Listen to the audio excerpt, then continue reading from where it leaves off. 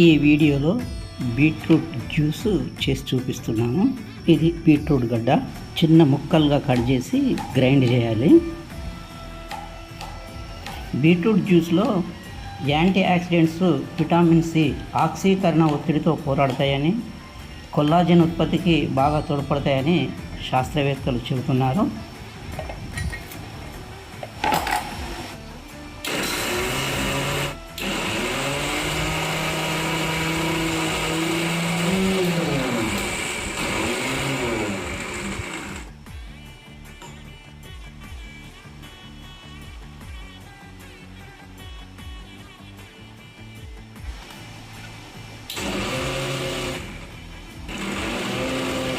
ఇక నిమ్మరసం ఒక దివ్య ఔషధం అని అందరికీ తెలిసిన విషయమే. దాని గురించి నేను ప్రత్యేకంగా చెప్పాల్సిన అవసరం లేదు.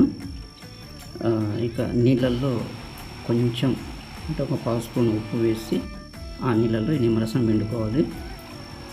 ఇక గ్రైండ్ చేసిన బీట్రూట్ను ఒక పలుచటి గుడ్డలో పోసి పిండాలి.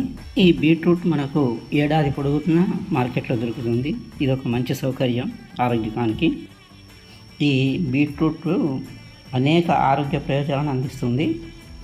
మనకు అత్యవసరమైన పోషకాలను అందిస్తుంది. రక్తపోటును తగ్గిస్తుంది. గుండె ఆరోగ్యమును చాలా మెరుగుపరుస్తుంది. జీర్ణశక్తిని కూడా మెరుగుపరుస్తుంది. కండరాల పనితీరును కూడా బాగా పెంచుతుంది. ఇది చర్మ ఆరోగ్యానికి అద్భుతంగా తోడ్పడుతుంది. వృద్ధాప్యాన్ని దరికి రానివ్వదు. కాలేయ సంబంధిత సమస్యలు తలెత్తవు. ఖాళీ కడుపుతో కనుక తాగితే మరింత ప్రయోజనాలను కలుగజేస్తుందని ఆరోగ్య నిపుణులు చెప్తున్నారు.